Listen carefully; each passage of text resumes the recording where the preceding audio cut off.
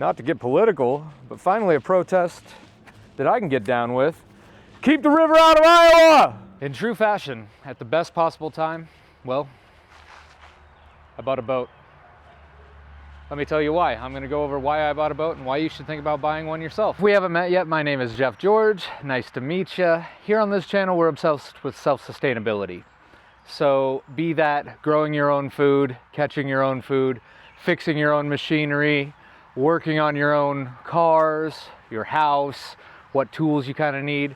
That's the kind of thing that we're into here. So let me explain why I bought this boat. Well, first off, why would you need a boat? Because fishing. Did you know that over 3 billion people worldwide, they rely on fish as their primary source of protein? So if you're ever in a moment where hits the fan and you need to fend for your own, it's probably going to be easy to get some fish, especially if you're by some water. Now, I live in southeast Iowa, right along the Mississippi River. So there's plenty of fish out there, mostly catfish, some bluegill, some crappie, maybe some bass, but there's plenty of fish for me to catch to be able to eat. And if things really got tough, I guess you could eat carp. Yikes. But I grew up on the river, and so I've always wanted to own a boat. I've owned a few, but never a John boat, myself anyway. So I bought this John boat at obviously the perfect time because the Mississippi River is flooding completely, which you saw in a previous clip at the very beginning of this. So right now the Coast Guard has my pool locked down recreationally, so I can't go out and fish, which is perfect anyway because I just bought this at an auction. It was an estate auction, and this entire motor needs gone through because who knows the last time it was done. It didn't even come with a gas tank. So we're going to do that in a future video. We're going to go through, do all the maintenance on this motor, but more on why I bought a boat. So let's think about this. You know, if we're ever in a time when there's a big revolt and we need to take care of our own food, well, is it going to be easier to go hunting? Because there's a ton more people who own things to go hunting with on land.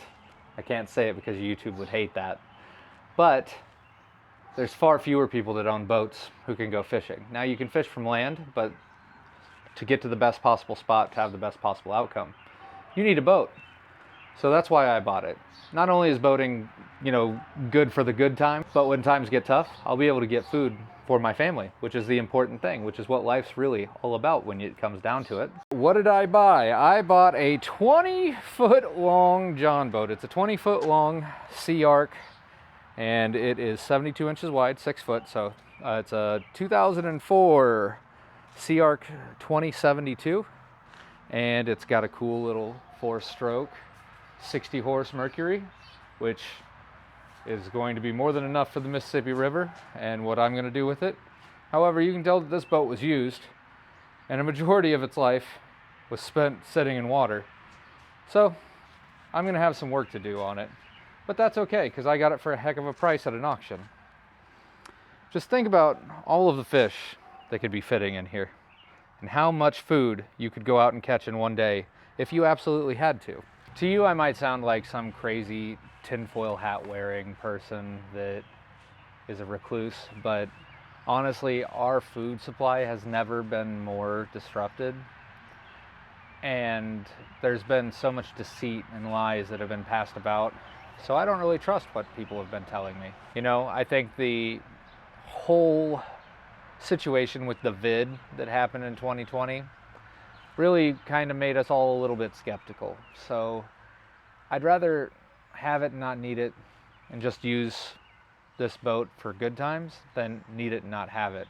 I live in premier whitetail country, but I know if all of a sudden our food chain got disrupted, that's where everybody's going first. I'd rather go out where there's a lot less competition and just go fishing for my protein source.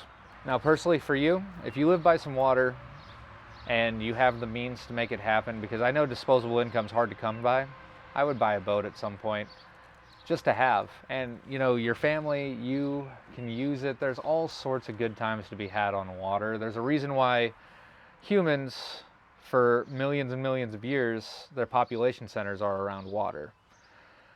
And that reason is mostly because there's food there. And there's a good way to cool down during a hot summer day like this. I hope you guys can't see how much I'm sweating.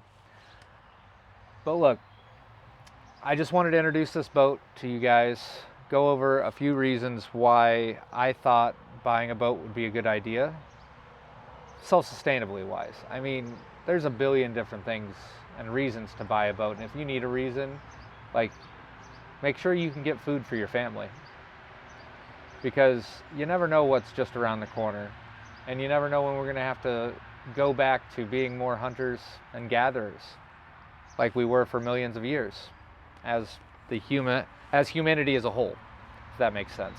So just to recap, guys, thanks for coming along on this journey with me. If you are interested in how to do maintenance on a boat engine, go ahead and subscribe. I'm going to create a complete playlist for this build that we are going to do with this boat. I just wanted to introduce this project, tell you why I bought it, and why it pertains to self-sustainability as a whole.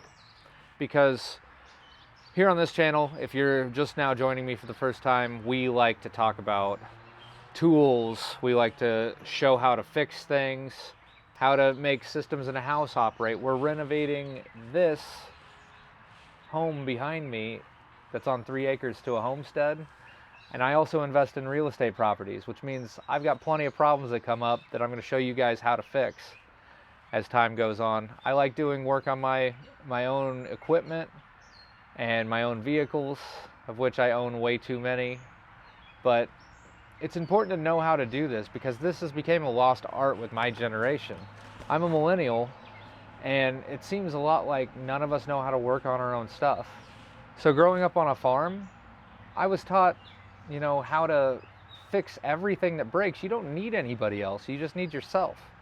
And now in this day and age, we have this magical thing called YouTube and Google that we can search how to do things. So as long as the internet's up, I want to share with you guys that you don't need to call somebody. You can teach yourself how to do things, and you can be the person that you rely on, because nobody's got you and your family like you do. Thanks for watching.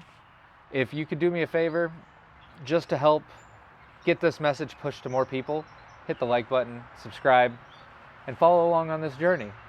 We've got a lot of cool stuff coming up, and I've got an awesome interview with my grandma that I have planned.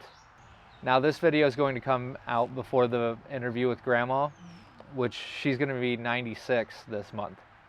So I think it's going to be a pretty cool conversation. If you're interested in that type of thing, I'm going to leave the video here. And if there's nothing there right now, it just means the video hasn't been made yet. So I'll see you in another video. And thanks for watching, guys. I really appreciate it.